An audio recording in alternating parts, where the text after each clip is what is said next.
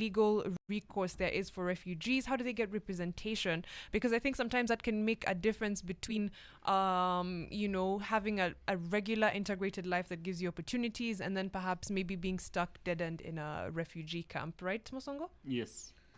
So the right to counsel and legal representation is, and it can be a factor. I have personally been privileged to defend a refugee whose refugee status was about to be withdrawn on accounts of the national security. And if it was not for the civil society organization that approached me and asked me if I can volunteer my services to offer legal representation, and pro bono for us at Mosongo and Company Advocate is something that is one that is key and part of our values. But also civil society organizations like Kitosha Sheria have a panel of other volunteer advocates who are able to be contacted and offer legal representation for any refugee who has any issues. And it's not necessarily when about the issues to do with the status determination as refugees. It could also include where someone has taken advantage of them. The same way Banak said, landlord, sometimes people take advantage. So, and it becomes difficult for refugees to fight for themselves. So such civil society organizations and refugee-led organizations are able to refer refugees to organizations that are able to assist them in getting right to counsel. And on that note, I'll ask at Koth, perhaps what integration has done for you, how it changed your quality of life, and what that process was like. Because I'd say you're a success story.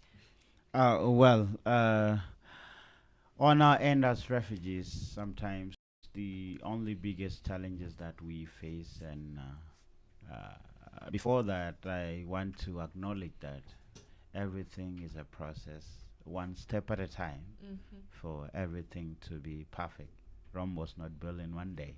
And so for that, I will just like to say that, yes, challenges are still there, they still exist, but then we still can say that we have a lot of success stories, like the Calabar settlement camp, which is right now a settlement camp, not a refugee camp anymore, whereby you'll find that the refugees and the Turkana who are there goes to the same school, use the same facilities, and even the teachers, the refugees teachers and the Kenyan teachers are kind of like teaching in the same school. So that's a success story to me. Yeah. So the other success story that I can really say proudly is that the recent gazettement of our document, that is a success story to us as refugees. However, many of us had wanted the minister to be live on TV, but then as long as this document right now they're being accepted, that is a success story to us, one step at a time. We've been integrated in so many ways. Even TVET, back then, they never really accepted refugees. There was no system of progression for the underperformed refugee student. But right now with TVET, they are now able to, they can be, the placement that is normally done for the Kenyan, right now, refugees are part of that placement for the refugees to be in the TVET who are underperformed. And so that is kind of a success story to us. Even the fact that our children now can be accepted to have the enemies numbers by using the POR is a success story by itself.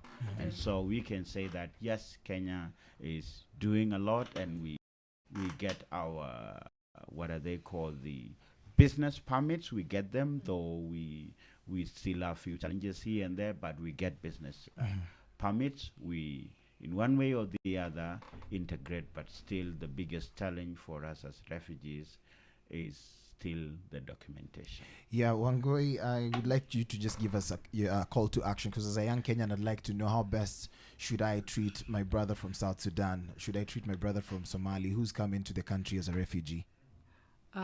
Well, I'd like to quote Warsan Shire, a refugee who was here in Kenya, but then she moved to the UK, and she's one of the greatest poet of all time. Nobody leaves home unless home is the mouth of a shark. So nobody chooses to be a refugee. You find yourself as a refugee. So the least we can do as Kenyans is to extend grace. Nobody chose to leave their home voluntarily. They were forced here. So if you can employ a refugee in your business, employ them. If you can host them, if they are homeless, host them, let us be kind to our brothers and sisters. Remember, it can happen to any of us. It just happened to happen. It happened in their country of origin, and they found themselves here. Like Banak has said, he's been here in Kenya since he was a child. So all his whole life, he's grown up in Kenya. So he knows Kenya as his home, So refugees are part of us. They live with us, and they are our brothers and sisters. So the least we can do is to be kind. How do we connect with Kituo cha Sheria? Oh, yes. So Kituo cha Sheria is, interestingly, it's the oldest human rights non-governmental organization in East and Central Africa.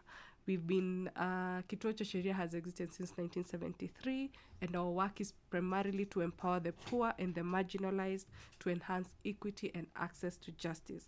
You can find us at X, or formerly Twitter, at Kituo cha Sheria rather, on LinkedIn at Kituo cha Sheria, and even on Facebook at Kituo cha Sheria. Thank you so much, Wangoi. Thank you so much, Musongo. Thank you so much, Banak. I'm hearing people call you Banak, not Gatwoth. Let me give you Makofi Kawalomide.